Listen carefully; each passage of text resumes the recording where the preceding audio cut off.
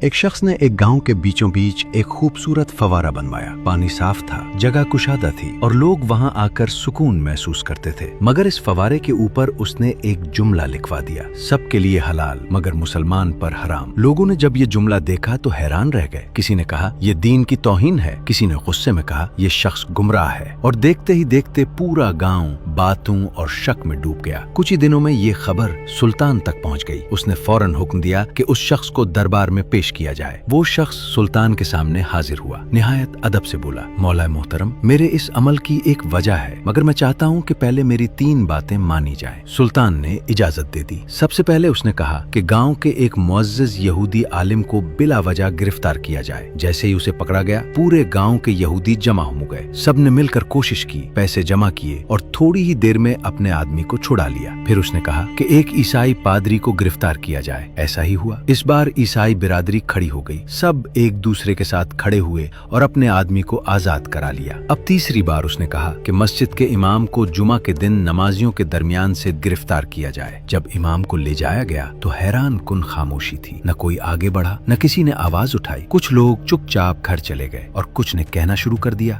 شاید امام سے کوئی غلطی ہوئی ہوگی۔ ایک ہفتہ گزر گیا، پھر وہی شخص دوبارہ سلطان کے دربار میں پیش ہوا۔ اس نے جھکے ہوئے سر کے ساتھ کہا، مولا محترم، کیا آپ نے سب کچھ دیکھ لیا؟ پھر اس نے آہستہ سے کہا، جو قوم اپنے ہی مظلوم کا ساتھ نہ دے وہ پانی کی مستحق نہیں رہتی۔ اس نے مزید کہا، یہ فوارہ اس لیے مسلمانوں پر حرام لکھا کیونکہ انہوں نے اپنے بھائی کی مدد چھوڑ دی۔ جب ایک مسلمان دوسرے کے لیے کھڑا نہیں ہوتا تو وہ انصاف کا حق بھی کھو دیتا ہے۔ دربار میں خاموشی چھا گئی۔ یہ بات سب کے دل میں اتر گئی کہ جب معاشرہ ظلم پر خاموش ہو جائے تو وہ اندر سے کمزور ہو جاتا ہے، اور جب لوگ سچ بولنا چھوڑ دیں تو انصاف بھی آہستہ آہستہ ختم ہو جاتا ہے۔ یاد رکھیں، قومیں اس وقت گرتی ہیں جب وہ ظلم کو دیکھ کر بھی خاموش رہتی ہیں۔